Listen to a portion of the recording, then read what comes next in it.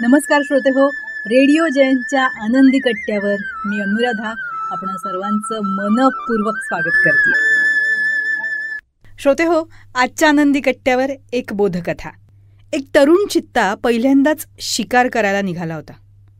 तो नुकताच पुढे गेला आणि त्याला एका तरसाने थांबवलं.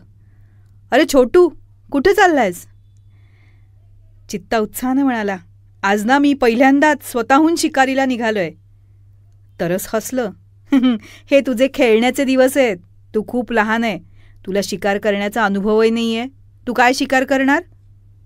आता तरसाचं हे म्हणणं ऐकून चित्ता दुःखी झाला आणि तो दिवसभर शिकारीसाठी अनिच्छेनं इकडे तिकडे भटकत राहिला आणि प्रयत्न करून सुद्धा त्याला शिकार मिळवता आली नाही. त्याला यश मिळालं नाही आणि उपाशीपोटी त्याला घरी परतावं लागलं. मग दुसऱ्या दिवशी सकाळी तो पुन्हा बाहेर पडला. काही अंतर गेल्यानंतर एका म्हाताऱ्या माकडानं त्याला पाहिलं आणि विचारलं, बेटा कुठे चाललायस? तो म्हणाला, माकड मामा, मी शिकारीला जातोय. माकड म्हणाला, खूप छान. तुझ्या ताकदीमुळे आणि वेगामुळे तू खूप कुशल शिकारी बनू शकतोस. जा जा, लवकर जा, तुला यश मिळेल. हे ऐकून चित्ता उत्साहित झाला आणि काही वेळातच त्यानं एका छोट्या हरणाची यशस्वी शिकार केली सुद्धा.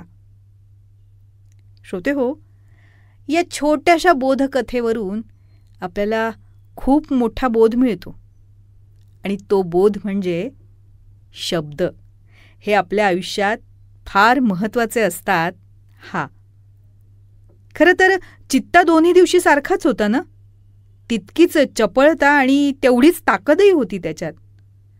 पण ज्या दिवशी तरसाच्या शब्दांनी तो नाउमेद झाला त्या दिवशी तो अपयशी ठरला आणि ज्या दिवशी माकडाच्या शब्दांनी त्याला प्रोत्साहन मिळालं तो यशस्वी झाला. म्हणूनच आपले शब्द कुणाला नाउमेद करणारे नको, तर त्याला प्रोत्साहन देणारे हवे. हो ना? हा होता आनंदी कट्ट्यावरचा आजचा सुंदर विचार. तुम्हाला तो कसा वाटला याविषयीची तुमची कमेंट बॉक्समध्ये नक्की लिहा. आणि त्याचबरोबर रेडिओ जयंतचे दर्जेदार कार्यक्रम ऐकण्यासाठी रेडिओ जयंत लाईक करा, शेअर करा आणि सबस्क्राईब करा.